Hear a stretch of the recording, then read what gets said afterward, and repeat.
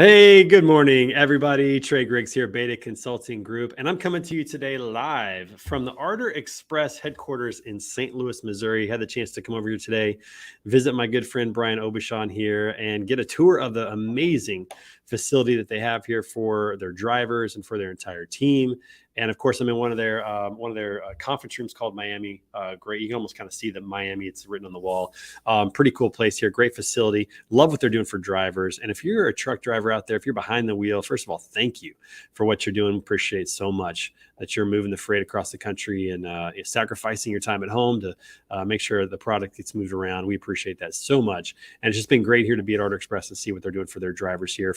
They got a theater downstairs and laundry facilities and showers. And they got an awesome ping pong table with their logo on it and just a lot of cool meeting space here for their team members. So been a lot of fun to be here, and I appreciate them allowing me just to come to you live today from their headquarters, which is awesome. We got a great show today. In fact, this entire week is absolutely stacked with guests. So I'm glad that you're here today for episode 90 of Standing Out, a daily podcast about sales, marketing, leadership, powered by Beta Consulting Group. Do us a favor, go over to betaconsultinggroup.com and see how we're helping companies with their branding, their messaging, their content creation, telling their story. That's what it's all about. That's what we love to do, and we'd love to work with you. So check us out, fill out a form, and we'll be in touch to help you out with that.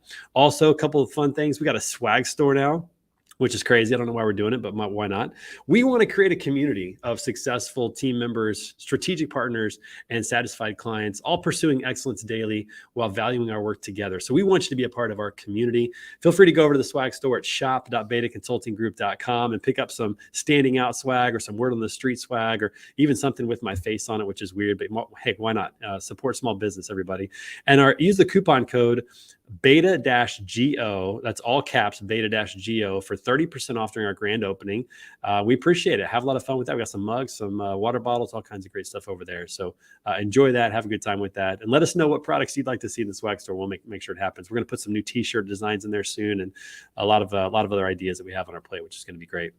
And before we bring on Dan Kopp today, my guest, I want to make sure we give a shout out to our sponsor, TAFS.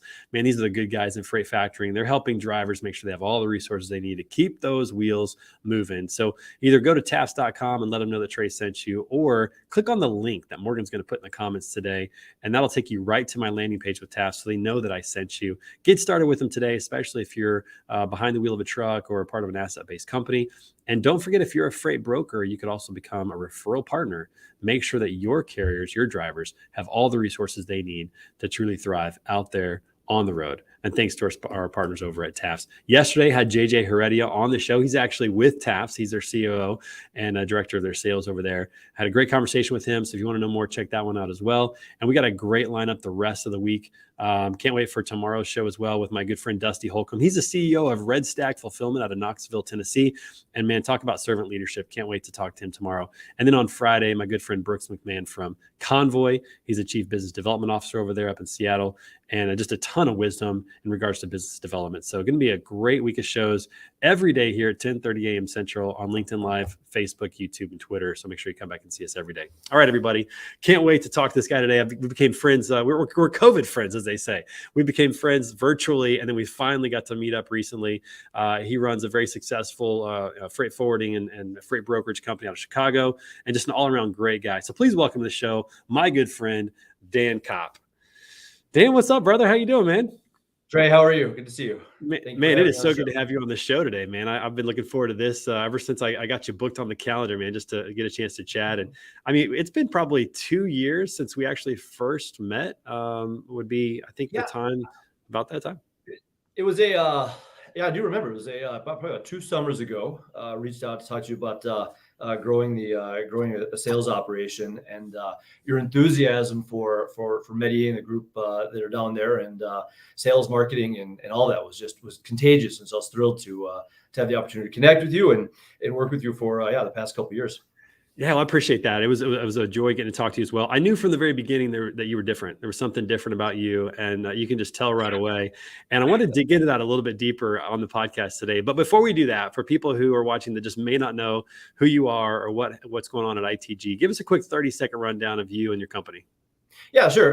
Dan Kopp, CEO of ITG, took over my position on January 1st of 2020 after joining the company back in 2011. Second generation family owned business. We have offices in Chicago and Nevada, and then staff scattered about the country, in a post-COVID world.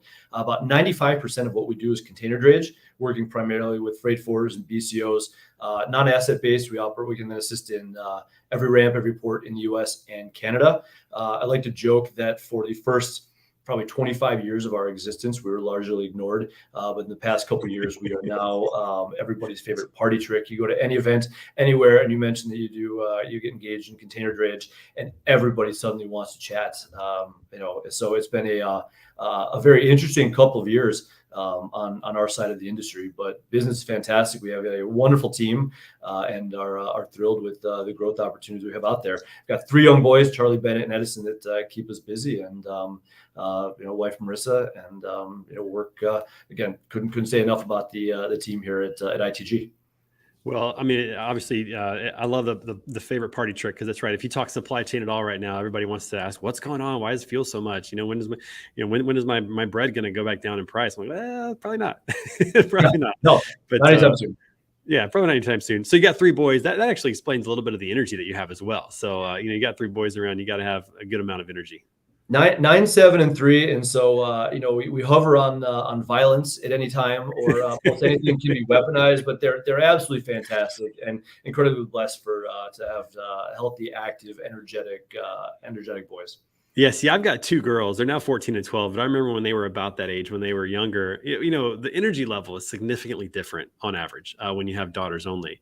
In fact, we went over to dinner one time with a friend of mine who had a son, and it was the first time that we had been over to someone's house who had a young son, because all of our friends seemed to have daughters. We had a friend that had 3 daughters, another one had 2. Like, we were just all girls all the time.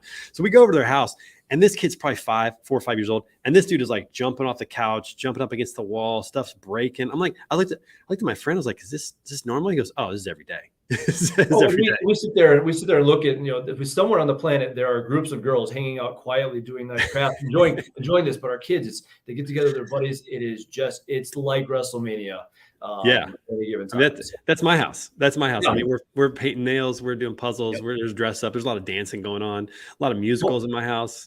Just a little different, just slightly different. Nothing wrong with it, just slightly different. Right. All right, so let's talk a little bit about your leadership and your philosophy at ITG. And I want to jump into this real quick because I think it's really important to understand this. When we got to know each other, it was through your partnership with Lean, working with a team down in Colombia, and this was really kind of the beginning of me, knowing you and knowing your company. And one thing I remember, when you're working with employees that are not in your local area, it's hard to create culture. It's hard to create buy-in. It's hard to make some connections that are there. But you took a different approach to it. And I want you to talk real quick about what you did when you started working with that team in Medellin, the BDRs and the sales team down there. What were some of the things you did to integrate them right into your company and to make them part of the culture? And how has that been a benefit? Like, what have you seen as a result of that? Yeah, so the total group in Colombia right now, I think we're about up to 65 between the group in Barranquilla and the group that we have in Medellin, and they're absolutely fantastic. And it started with a bit of a gamble on our end here in the U.S. Right, we had no idea what the lean operation was like, what that was going to look like. So trying to get our domestic staff excited about this was a bit of a challenge, and so we had to pledge locally that no one would ever lose a job to that process. Is our goal to be able to scale and grow the team. And so they're supportive roles we brought on, but I think we were dangerously close at the beginning to looking at it as a sort of a crock pot operation. You go down for 2.5 days, do a set it and forget it, and hope that the automatons that you program down in Colombia are able to successfully do everything you've wanted them to do for years. And we had to make that pivot and say, no, we will actually do better if we incorporate them into our organization. And so as we talk to the team, there's a continual reminder of, you are not our call center in Colombia. This is not an outsourced call center operation. You are part of the ITG company. You are part of the ITG team. And we have rolled them into everything we do here. I remember they participated in a Halloween competition where they sent pictures and actually won because they dominate in Halloween. I've been down there. To the ITG staff here, in terms of Halloween decorations. they're involved in what we use a platform called Motivosity for gratitude, for being able to celebrate milestones, and they're super active. They're paired up with domestic folks, and so they're as much a part of our team as anybody is locally as well. And so we appreciate the work, and we've gotten fantastic results from them, and very little turnover in this instance as well. Four of our first 5 employers are still with us after probably about 4 or 5 years now. Yeah, no, it's been very successful. And I think the reason I wanted to bring it up is because we live in a world now where, leaders and managers are having to learn how to manage effectively remotely, how to manage effectively when there's not somebody right in their office or somebody they can go talk to or take them to lunch. And there's a learning curve, without a doubt. And what you're doing with the team in Colombia, and as you said, now you've got people all across the United States now that are part of ITG as well. What are some of the things that you've just kind of realized as a leader that you have to do now that's maybe different than what you did 2-3 years ago to continue to create that culture and to continue to make people, really feel like they're a part of what's happening at ITG? Sure. So we were actually, I guess we'll call it lucky. Pre-pandemic, we were already rolling out a remote culture, and so we had sort of grown so quickly. So the option of investing in new space or looking at technology that facilitates the ability to do desk sharing. So we're all sort of used to doing some remote work, and then the pandemic hit, and it just stopped. We just basically said, all right, nobody come in, that's it. And we went years without, probably a year and a half before anybody ever stepped foot back in the office. And we're still remote. I'd say 99% of the organization still works remotely. I like to come in just because I like the office. But a couple of things I learned is the way in which we communicate to our staff and facilitate conversation. We sit down with every new hire, and one of the first things I make sure that everybody knows is that I am an absolutely, as our management, everyone on our management team, we're all terrible mind readers. In person, we can take a look and say, we can see body language, we can see tone, we can hear this. Remotely, we're going to check in with you. We're going to talk to you. We're going to schedule one-on-ones.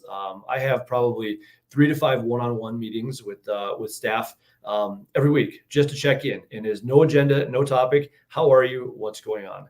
Our supervisors are doing that regularly. We have, still bring Zoom meetings, but also it's just a matter of then communication, right? And making sure they're okay with one another, and then providing to them tools where they can actually, feel appreciated, feel like they're part of the group, but also in this challenging environment, de-stress. So one of the things we've rolled out is, we've got the Calm app for our staff. Anybody who wants it, it's paid for by ITG, and the opportunity to take a breath, meditate for a couple minutes in the day, listen to stories so they can get their mind off of work so they can go to sleep. I mean, it's amazing how many people have bought into to use that. So a lot of it has changed we have to be more proactive about how we think about staff, as opposed to knowing that the challenge or the questions or things like that are going to come directly to us. Yeah, I think that's so critical to look at what your team needs, to add those components that are really going to be helpful, to find solutions that make a difference. But what I love that you said is having a conversation with no agenda. There's no agenda. It's just a conversation just to check in and see how things are going. Some of those conversations end up bringing about the best results because you're talking about real life, or something comes up and you have a nugget of wisdom you can share with them, or they mention something that you probably would not have heard from them otherwise had there been an agenda or had that meeting not occurred. And so, it's just great to see that you're doing that from the top, from leadership, and the fact that now your leadership team is doing that as well, because as the company grows, you only have so much time in a day. You can't do a one-on-one with everybody in your company all the time. But now that you're practicing that from the top, I imagine more of your one-on-one meetings now are with the leadership team and those that are moving into leadership. And then now they're doing that with the entire team. And it just starts from the top down. Having that leadership from the top is so critical. And I love the fact that you're a great leader and that you practice what you preach. You're still very much involved in helping people develop and grow. That's absolutely critical. Where did that come from? Is that something that maybe you got from your parents, or was it just learned along the way? Did you read some books? Like, where did that mentality come from? I think a lot of this started just even in the COVID environment, right? And when things shut down, that 2020 was a challenging year. You look at COVID, the industry slowing down. You had significant racial tensions. I mean, I remember talking to my brother, who's in Utah. There's an earthquake like in the middle of like the racial tension days, and there's just the number of things that compounded at once at the first half of 2020 is like, I just need to make sure everybody's okay. All right, let's just sit down and let's just have a conversation. And it perpetuated, it just continued on from there. And one of the, and I'll correct something that you said a little bit before, is that, yeah, of course I'm meeting with the management team. I'm always talking with them, but we're actively meeting one-on-one with all the new staff as well. So I have those one-on-ones are, right now it's I just popped on my calendar. Someone who's been with the company for about 2 months. We're going to take half an hour. I want to make sure that he's doing well. He's down in Texas. So, how do you feel like you're part of the group? Do you feel like, what questions do you have? I want you to know that I'm accessible. You're going to see a calendar link on my invite or on my signature line. Use it. It's yours. If I have the time on my calendar and you have a question, that time is yours. So yeah, we work, of course, with the management team, but we want to make sure that the newest members of the ITG staff recognize that the leadership cares, that they are part of a growing team, and reiterate some things. For example, no one's ever been fired at ITG for a mistake. You need to know that. You need to be confident in the way you're proceeding. Now, that mistake 10 times over, we're going to have a chat, right? But be confident. Be confident. Focus on growth, and then. But from those conversations, I've learned about people who are interested in other aspects of the business. Someone wants to talk about relocation, challenges with their family. What can we do to help out in other areas? I mean, there's so much that you learn in those chats, and you get a good pulse of sort of where the organization is. Sometimes I'm able to quell a rumor, right? Things sort of spread in the absence of, face-to-face interaction. And so I need to make sure that, no, that's not actually true. This is what's going on, and make sure I can better communicate that. Yeah, I think it's, I think I heard it said one time that ambiguity breeds contempt, that when there's like this, lack of clarity or lack of relationship or lack of opportunities to communicate and talk, it creates kind of a little bit of, contempt attitude throughout, or I don't really feel a part, or I don't feel heard, or they really value me, those types of things. But you've created a culture where people feel, one, a part of the team, and two, I love what you just said, they're not afraid to make mistakes. Man, when you empower people to not be afraid to make mistakes, yeah, they're probably going to make some mistakes, but they're going to take some risks and make decisions that are going to be in the best interest of the company. And it creates speed because you're developing trust. You're building trust with your team and saying, I trust you. Now go do your job. And it develops a sense of speed that you wouldn't get otherwise if there was, bureaucracy and red tape that had jumped through. What are some of the wins that you guys have experienced as a result of, of creating this culture that you have at ITG? I will say that it has helped us in the hiring process. When on day one, we'll tell everybody, hey, if you know anybody, right, if you find your experience to be a positive one, share the information. And if you were to go through and sort of create a family tree of ITG, it's made up of actual family, friends, and I'd say 80% of the staff here has been referred by an existing staff member. Which has been a huge win for us. I mean, yes, it's challenging, right? But, word spreads at this organization here. We have 3 buddies from this neighborhood that absolutely loves, the company. And then so they'll spread it. And so we've got, almost like, influencers within the organization say, no, I can help recruit. And we've done incredibly well from that on our end. I've noticed that with a lot of companies, that if they have a great internal culture, really great culture that people want to be a part of and they love it, and they've got a good marketing and or good marketing out there, they don't have to recruit. Like, recruiting is the easiest part of the job. You say, hey, we need somebody to fill this position. And those people kind of go to work and say, hey, I think I have somebody like that.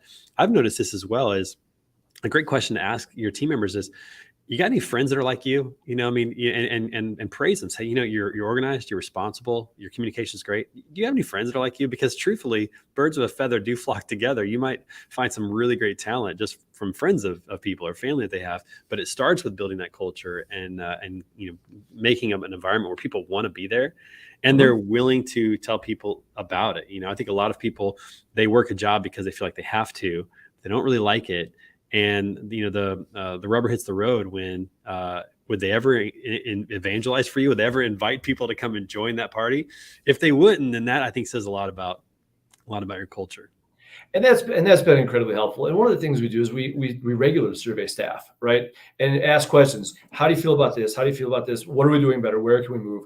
And we've been doing that probably for the past 3 or 4 years. And while we can't address everything, it has really been sort of our compass on how we operate as an organization. And so just this past year, we said, all right, we're asking questions based on what we want to know, but let's see how we perform against benchmark, right? So we had an external company come in and do some surveying for the staff to find out, their commitment, whether they leave or not for a little bit of a higher paying job, faith in leadership, career projection, and the results that are coming in. We're very happy with the information, and probably know more in a couple of weeks of really where we stand in that. But it's been heartening. But also, you have to realize at the same time, you're not going to make everybody happy. I mean, you can try your best, and it's a challenging industry. It's a challenging world. There's a lot, and so you sort of have to walk that fine line of what's good for the business, what is good for the customer, what is good for the staff, the vendors, and then also weighing at the same time. There's a challenge of an individual, and what can we do to help out that person? And in doing that, are we making all of those aspects better? Yeah, that is so critical to know your people, to know what they need, to know where they're at, to know what's bothering them, to know what motivates them, to know what they're trying to accomplish. All those kind of things is great. Corey, thanks for watching the show. He says, love working with Dan and ITG. I'm sure there's a lot of people who would voice the same thing. I would voice the same thing, just the chance that we've had a chance to get to know each other as well. It's been a delight. And, we had a chance to meet up finally for the first time in Chicago back in June. Got to go to a Cubs Cardinals game of all things. And it was the first time we got to meet in person. We were talking about this offline before we came on today.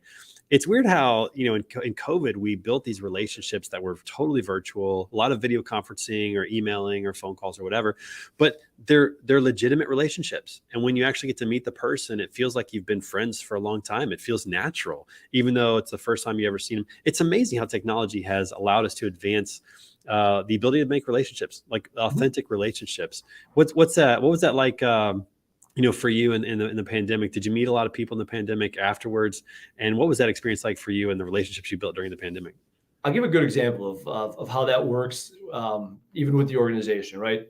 Everybody still is working remotely, but we had a customer, or not a customer, but a staff appreciation party a couple of weeks ago. We rented out a local brewery, brought in some dueling pianos, and just, that's awesome. Let's have a night of it. And you would see groups of people talking. And everybody had to wear a name tag. It's the first time in ITG history that we've had to use name tags because of the growth that we've had in the remote environments. And just people would be talking, and they'd look down at a name tag and said, I know who you are. You helped me with this. And so you'd see this big hug of like, we've been coworkers for 2 years. You helped me out on this load. I've never actually seen you. And we've been talking for 10 minutes and this is who it is. And here's a big hug. And suddenly the relationship, is sort of solidified. And there's examples of that everywhere, right? You go through, you start going back to conferences again, say, oh, yes, this is a vendor I've been working with for a long time, or here's a customer software provider, whatever it is. And, I don't think we are continuing to let our folks work remotely, but I don't know that there's ever been much of a scenario where someone said, I didn't mind that day back in to reconnect with folks and appreciate sort of why I'm doing what I'm doing and who's doing it with me for that perspective. Yeah, no, it's I think the most enjoyable part of meeting somebody for the first time that you already feel like or at least you've been on video conferences, is finding out how tall they really are, because you never really know. When you're on video calls, you don't know. I've had a lot of people say, "Oh, you're a lot shorter than I thought." And I'm like, "Yeah, I am short. I don't know how I feel about you saying that," but you just don't know like how tall or short people are. It's kind of some nice surprises. Zoom also has that great that great feature. I don't use it naturally, of course, but the enhance your appearance option on Zoom. So I haven't used that on Zoom. What does it do? It smooths out a couple of wrinkles. You get a little, and it's sort of like a Zoom airbrushing. And so I sort of get that, as I go into live meetings. And maybe we should do these podcasts on Zoom. Maybe we should switch over and have the enhanced facial. I don't know. I have to think about that, but no, it's been interesting. Just the whole experience with COVID, being remote, and it sounds like you're doing some events where you're kind of bringing people in, maybe once a quarter, once a year, maybe taking some of the money that you would be spending on I don't know if you're expanding the office. You're not expanding the office as much because of the remote stuff. Taking that to do that. How has that been received by everybody in terms of attendance and coming to those things? Are they pretty willing to show up, and what have those been like? They have, yes. I mean, they're folks have come in, and I think the day that they are in turns out to be a great one, right? When we bring in an operational pod, we'll buy lunch. Okay, great. We'd like to keep you here, meet your team, have the opportunities to chat and get along. It ends up being a really good day. I'm a big believer that our team is that we hire folks that can be productive regardless of where they are. And we've seen that for the past couple of years. But the receptivity is, I think people get comfortable also in the working from home. There are absolute benefits from it, and we want to facilitate a good work-life balance at ITG. I just remember when I first started coming back into the office, the most challenging thing for me was to spend all day wearing a belt, right? Or like I have to get up, I have to shower, I have to shave, I have to get ready. There's a commute, but that the belt was the big one of like I've just been wearing sweatpants all day long. So it's just little things like that we make sure that But I think in general, they appreciate the opportunity to connect with coworkers and teammates, and but still be able to do it from home. Yeah, virtual work has kind of changed the way our routines a little bit. In fact, I was just on a call the other day with a friend of mine, and he just happened to stand up to go, close the blind or something with the window, and he had a dress shirt on, but of course it wasn't tucked in. There were shorts underneath, like workout shorts, and it's just a reminder that we've all gotten pretty comfortable working from home, and some of the benefits of not having to wear belts. That's funny that's the one thing you remember. So it's been fun in that regard. So last question, real quick. So back to a little bit of business. What's going on with the ports and the economy and everything with AB5? Where are we headed with all of this? You got a really good pulse on the ports, working with drayage companies and doing freight forwarding. What's going on? The stat that I heard was that for every week of disruption out of the port of Long Beach, for every day, right, that it's backed up, it's a week of digging out. So our hope is that everything continues to operate smoothly. At this point, it still is. I think we've got a lot of folks who have rerouted freight in advance of this moment. So you'll see Savannah, Charleston, New York, Gulf Coast, picking up volumes. But it's a tricky situation. I mean, the steamship lines have done incredibly well. There's questions about automation. From our perspective, it's just, our hope is that just operations continue to work smoothly. But every year, it seems on the dray side, there is a big event that disrupts it. We can go back to COVID, trade war, SOLAS, ELDs, port slowdown. There's every single year there is something that makes life more challenging in our world, and we just realize that we're going to have to adapt and struggle through this. Work as best we can with our customers, continue to respect our vendors, and then after it all settles down, get on the plane and have a big apology tour to ensure that we're all still friends when we're done. Yeah, that's right. This AB5 situation is going to be real interesting with the ports and how it impacts some of the labor talks that are going on and the strikes that are possible. And ships are heading this way from overseas. We know they're heading that way. So it'll be interesting. I think the short of it is we're not going to see much relief in terms of consumer pricing anytime soon. I think the only thing that's going to do that is if consumers stop buying stuff. That's the only way that's going to go down, is if people stop buying stuff. But we seem to keep buying stuff, and so we can find ourselves in a situation. But Dan, listen, thanks, man. It's so good to have you on the show. Appreciate you being here. I hope you'll come back and see us again soon and share some of your insights as all this stuff works out. Anytime, Trey. Thank you for the opportunity, and congratulations on a successful show. Hey, thank you. I really appreciate that. And for everybody watching, again, thanks for being a part of the show today and your comments. Make sure you come back tomorrow for a great episode with Dusty Holcomb. He's the CEO of Red Stack Fulfillment. Can't wait to have that conversation. And come back every day at 10:30 for an episode of Standing Out, a daily podcast about sales, marketing, leadership, powered by Beta Consulting Group. And thanks to our friends over at TAS. Everybody have a killer day out there, and we'll see you tomorrow. Take care.